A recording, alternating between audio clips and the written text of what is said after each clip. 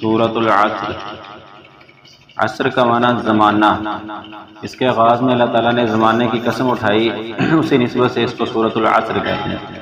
والعصر ان الانسان لفی خسر الا الذین آمنوا وعملوا الصالحات وتواصوا بالحق وتواصوا بالصبر۔ زمانے کی قسم، بے شک سب انسان خسارے میں ہے، گھاٹے میں ہیں، نقصان میں ہیں۔ الا الذین، مگر وہ لوگ، وہ انسان خسارے میں نہیں ہے، آمنوا وعملوا الصالحات، جو ایمان لائے اور نیک اعمال کیے۔ آمنوا وعملوا الصالحات وتواصوا بالحق وتواصوا بالصبر، ایک دوسرے کو حق کی وصیت کی اور ایک دوسرے کو صبر کی وصیت کی۔ یہ چار خصلتیں، چار عادتیں، چار صفتیں جن انسانوں میں ہیں وہ خسارے سے الگ ہیں، باقی سب انسان خسارے میں ہیں۔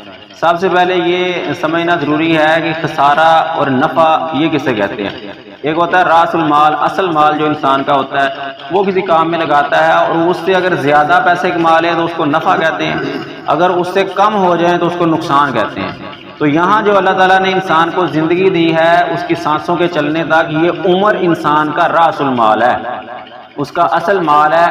اس عمر کے دوران قرآن میں ایک جگہ اللہ نے فرمایا کہ کیا ہم نے تم کو عمریں نہیں دی تھی؟ کیا ہم نے تم نے اتنی لمبی عمر نہیں دی تھی کہ تم اللہ کے نبی کے، اپنے نبی کی بات کو مانو؟ تو یہ عمر ہماری اصل وقت جو ہے اللہ نے دیا، یہ ہے ہمارا اصل راس المال۔ اس اصل مال سے، اس عمر سے جس نے فائدہ اٹھا لیا وہ ہوگا فائدے کے اندر، وہ نفع پانے والا ہے، اور جس نے اس عمر کو نقصان میں لے گیا وہ ہے خسارہ پانے والا۔ اور نفع پانے والا کون ہے؟ الا الذین آمنوا وعملوا الصالحات وتواصوا بالحق وتواصوا بالصبر۔ یہ تو بتا دیا کہ سب انسان خسارے میں ہیں، مگر وہ ہیں نفع پانے والے جو ایمان لائے، نیک اعمال کیے، ایک دوسرے کو حق کی وصیت کی اور صبر کی وصیت کی۔ سب سے پہلے ایمان کا تذکرہ کیا تو ایمان تین چیزوں کا مجموعہ ہے۔ ہم کہتے ہیں شاید ایمان ہم نے کلمہ پڑھ لیا تو ہم مومن بن گئے، ایسے صرف کلمہ پڑھ لینے سے مومن بندہ بن جائے تو پھر اعمال تو جاتے رہیں گے سارے۔ تصدیق بالقلب، اقرار باللسان اور عمل بالجوارح، یہ تین چیزیں ہیں جن کا مجموعہ ہے ایمان، کہ زبان سے ہم نے کہہ دیا لا الہ الا اللہ محمد رسول اللہ، اس کے ساتھ دوسری چیز ہے تصدیق بالقلب، دل بھی اس کو مانے۔ اگر دل سے نہیں مانیں گے تو پھر وہ ایمان نہیں ہوگا، اوپر سے کہہ دینے کے انسان مومن نہیں بنتا، مسلمان نہیں بنتا۔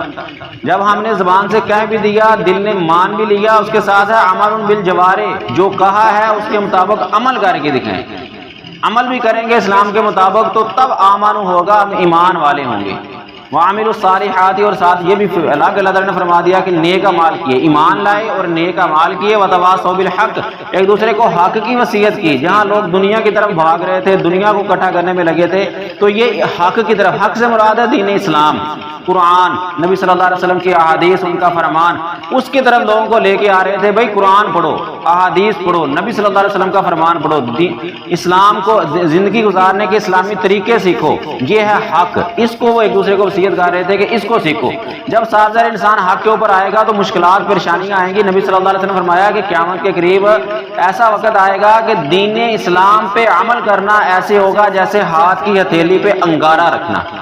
آج دیکھ لو، حق کی بات کرنے سے، دین اسلام پہ عمل کرنے سے لوگ مذاق اڑاتے ہیں، حق کی بات کرنے سے راستے میں مشکلات، پریشانیاں انسان پہ آتی ہیں۔ تو اسی لیے ساتھ کہہ دیا وتواصوا بالصبر، حق کی وصیت کرنے والے اور ساتھ ایک دوسرے کو صبر کی وصیت کرنے والے، مشکلات پہ صبر، توحید پہ قائم رہنے پہ صبر، شرک کو چھوڑنے، جب سارا معاشرہ جو ہے نا وہ بدعات، خرافات اور رسم و رواج پہ لگا ہوا ہے اور یہ سب کو چھوڑ کے اس سے الگ رہتا ہے، تو صاحب ذرا صبر تو کرنا پڑے گا، سارے لوگوں کی باتوں تو سننے پڑیں گی، تانے تو سننے پڑیں گے، اس پہ صبر، توحید پہ قائم رہنے پہ صبر، شرک بدعات خرافات کو چھوڑنے پہ صبر، اور مشکلات پریشانیاں جو اس کے مقابلے میں آئیں گی ان پہ صبر۔ یہ ساری چیزوں پہ صبر کرنے والے، ایمان، نیک اعمال، حق پہ قائم رہنا، وصیت کرنا ایک دوسرے کو۔ یہاں بڑی اہم بات ہے، اللہ نے یہ نہیں کہا کہ قائم رہو، اللہ نے کہا وصیت کرو، خود تو قائم رہنا ہی رہنا، امر بالمعروف و نہی عن المنکر، لوگوں کو نیکی کا حکم دو، برائی سے منع کرو۔ ہمارے معاشرے میں جملہ چلتا ہے جو جہاں لگا ہے اس کو لگا رہنے دو، یہ بڑا غلط جملہ ہے۔ وہ